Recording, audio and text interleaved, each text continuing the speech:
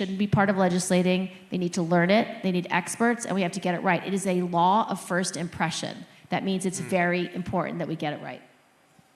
Thank you, Senator.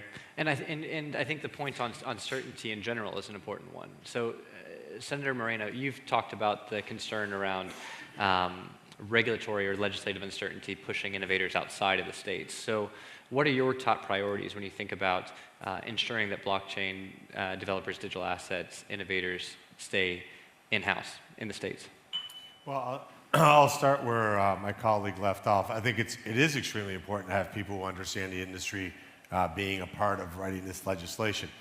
There's enormous lack of information and knowledge, not for any reason other than this stuff is new in the Senate and Congress generally. I think there's a lot of confusion between what a stablecoin is versus Bitcoin, versus a token, versus a securitized asset. Unless you understand kind of like these are four totally different things, you can't regulate it in the same way. So I think for sure we need people to understand it. We also need people not to be afraid of it. And we also need people not to want to kill it, because that's also problematic. And so what we got to do is, and I think we're there, we just have to get to the finish line. I think we will. I think there's great cooperation now between Democrats and Republicans to land the plane, so to speak, to get us to a point where if you're creating this technology in America, you understand exactly what the rules of the road are going to be. They're common sense, they're reasonable, and we should have, and I agree with Senator Gillibrand very much, we should have the best regulatory regime on earth. We should issue the best assets on earth. Those assets may not always be issued here in America, but if they're issued under an American regulatory regime, they become, by definition, more valuable. So I think that's always been what made our financial system so strong. There's certainly an opportunity to have these companies based here in America, but in a true decentralized finance world, you may not have everybody physically located in the U.S., but if we're following U.S. asset issuing regulations, then it's U.S. assets that are the most valued. And I think if people understand, generally speaking, this is really, really good for the future of U.S. dominance financially around the world, then we'll get to a point of consensus. And I think we're getting there. I think certainly this industry, the Digital Chamber I was a member of 11 years ago, where we took a totally different small group of people and now are a pretty powerful force in Washington, D.C. I think we got to celebrate that too, that's happened in a very short period of time. So it's exciting times. I'm going to lay out the gauntlet. Let's get this done by August, recess. What do you think? We'll get it done? Market structure, Genius Act, SBR done by August, right? What do you guys think? All right, there you go. Get market structure done, but you're definitely going to get stablecoin done. Stablecoins by the Easter recess. We want that market structure by August. You might. There you I go. love a panel that comes with unknown explicit commitments. It's a great way to come out of. Maybe. No, so if we're really productive. Fair enough. And I really appreciate the distinction between the operationalization as well as the backing, right, in terms of the stablecoin representation. I think that's very important in terms of how the environment continues to evolve. Shifting to the House briefly on the Stable Act. So can you speak to a little bit more, Congressman Downing, what thought process has gone into the continued development of the Stable Act, the conversations that are happening within the House? Well, some of the conversations happening right now, some of my concerns, and I think they're adequately addressed, is it comes down to, as my good colleague from New York had mentioned, is understanding how those backings are. Having been a regulator in the past, you cared about solvency, you cared about risk-based capital, you cared about reserves, and making sure that that's believable, and everybody absolutely trusts that, because I think that's foundational to this. And again, some of the stuff that we're seeing in the in the Genius Act and on the Senate side of this, and again, the good senator from New York mentioned this as well, is having that threshold of what can happen on the state side. I think that's really compelling, because we do that in securities already.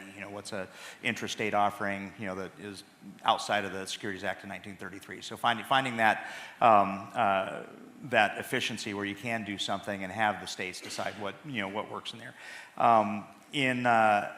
in our bill, really, I'm pretty happy with it. We've taken a lot of feedback from stakeholders, and some of the things that have already been mentioned here, like not permitting interest to be earned on it. I think that's paramount to the a surviving banking industry, and I think you put it eloquently. Who's going to be doing the loans? I think that's an important part of it, and I'm really excited about the energy behind this. Like I mentioned earlier, it was just released today. I think we're going to have markup fairly quickly. And I think that we start pushing this through, and I think we can beat your August recess and get it nice. over A commitment and a competition. This is great. There you go. Yeah, a little friendly bicameral competition there. We'll see. Amazing. Yeah. Thank you very much. And in terms of maybe changing tack a little bit, let's look at the digital mining space. So Senator Dashihi, the U.S. has a strong position in terms of global representation of digital mining, period. What importance do you place on that? And also, how do you think about ensuring energy and infrastructure resilience into the future? More power, a lot of it, fast.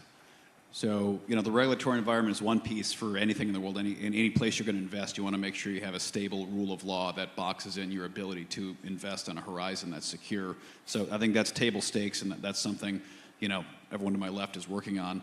I'm frankly not working on that. I support it. When he gives me the bill, I'll sign it and assume he did it right. What I'm focusing on is structural energy upgrades in this country. So just yesterday I had a great meeting with Chris Wright, who's our new Secretary of Energy. Him and I served on some boards together before, so I've known him for several years. And Andy Kim, who's our new senator from New Jersey, and I went over there as a bipartisan team to sit down and say, how are we going to structurally upgrade our power availability in this country? Because we're going to see a logarithmic increase in needs between AI, between quantum computing, between everything related to your industry. The power consumption requirements are going to be exponential in increase over the next 10 years, 20 years, 30 years. And right now we have a grid that's a century old, sometimes more than that around this country. And unfortunately, things that relate to your industry have nothing to do with ones and zeros and genius hackers. We need big steel towers with power lines on them and concrete footings. Stuff like that matters to your industry. It may not seem like it, but it does. You need enough electricity to run your industry, and we don't have that right now. Right now, to lay a new power line across public land, the permitting process is literally decades, and the litigation process on the back end of that can make projects completely untenable. Just the simple availability of electricity. My main focus is nuclear. We have the cleanest, greenest, most unlimited form of energy in mankind, which we paid to invent here in America, which we've essentially banned from existence over the last 35 years to our own demise.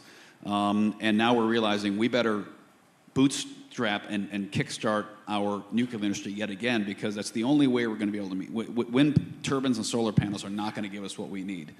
And as long as we have a challenge with coal mining, nuclear is our best answer. So I'm looking at every possible way